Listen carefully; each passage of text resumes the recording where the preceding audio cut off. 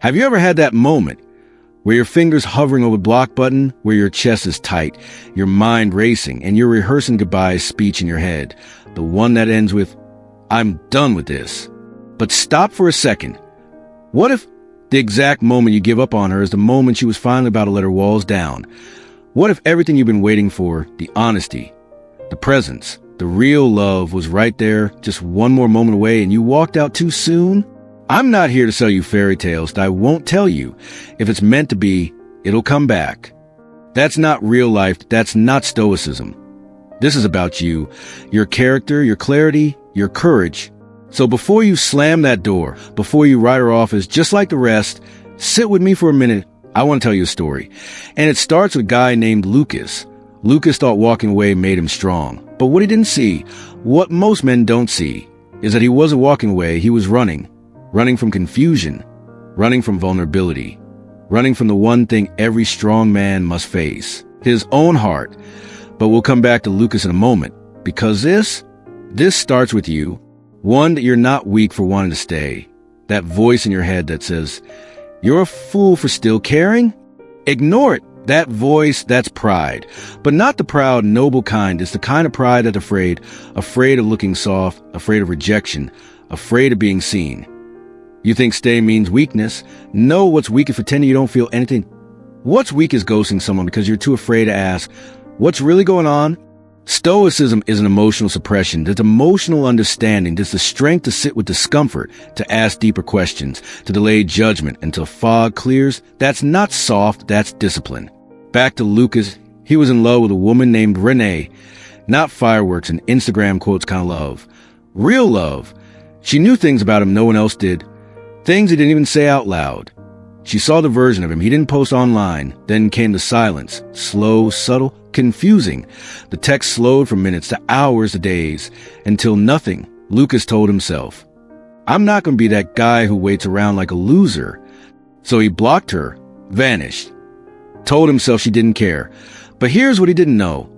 She was going through a miscarriage, and she didn't know how to tell him, "Oh, I ask you again." Was walking away strength or fear, wearing confidence as a mask? 2, that space is not always rejection. We've been conditioned for instant replies. Blue ticks. Typing bubbles point 24/7 validation, so when someone doesn't respond, we panic. But people are still human, still fragile, still healing from things you don't see.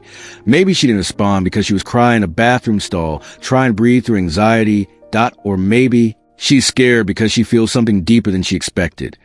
And yes, maybe she's just not that into you. That's a possibility. But don't react. Inquire. You ever flip a light switch 10 times before realizing the bulb is broken? That's what we do with women. We keep flipping, expecting light. And when it doesn't come, we rage. But sometimes she's not cold, she's in the dark too. Don't assume. Ask, don't label, learn. You don't owe her endless waiting, but you owe yourself the truth. 3, that your pain has a job. Let it finish. Yeah, it hurts, that let's not sugarcoat that. It's lonely, it's exhausting. IT makes you question your worth. But pain isn't punishment. It's a messenger, it's a bodyguard of your next evolution. What the ache in your chest isn't proof she's wrong for you, but proof you're learning how to love fully, not halfway. Lucas told me later, "I didn't leave because I stopped loving her. I left because I didn't know how to sit in the pain long enough to understand it." Brother, if you feel like you're drowning, don't fight it. Float. Let the pain say what it needs to say. Because if you numb the pain, you numb the lesson. And if you numb the lesson, you'll repeat it. For there's a difference between giving up and letting go. Read that again, that you're not a doormat. You're not her placeholder. You're not her therapy project. But giving up says, "I'm leaving because this hurts." Letting go says, "I've given everything honestly that I've shown up with integrity. And now I choose peace with love, not bitterness." One comes from fear. The other from wisdom. You're allowed to say, "I still love you, but I can't stay where I'm not truly seen." You're allowed to walk away not because you're bitter, but because you've outgrown the need for chaos. Lucas didn't give himself that grace. He left in anger, blocked her, told himself she didn't care. But that anger, that wasn't truth. That IT was just heartbreak in a trench coat. 5, before you give up on her, ask yourself this. Am I leaving because I've truly outgrown this? Or am I leaving because I'm afraid of what I might still feel if I stay? Be honest. You already know the answer. You feel it in your gut, I in your chest, I in the silent hours when no one's around. Maybe she's not the one, maybe she is. But you'll never know if you run before the story finishes. Lucas never got closure, just questions, and those, they echo louder than any goodbye. So, what now? Don't react. Reflect, don't send a text, don't block her, don't chase her. Just sit, breathe, and ask yourself, what is this moment really made of? And if you need a voice in the dark, someone who's been through it, who's still learning, still growing, that's why this channel exists. Philosophy of Stoicism is here not to give you noise, but tools. Not reaction, but reflection. Not easy answers, but honest ones.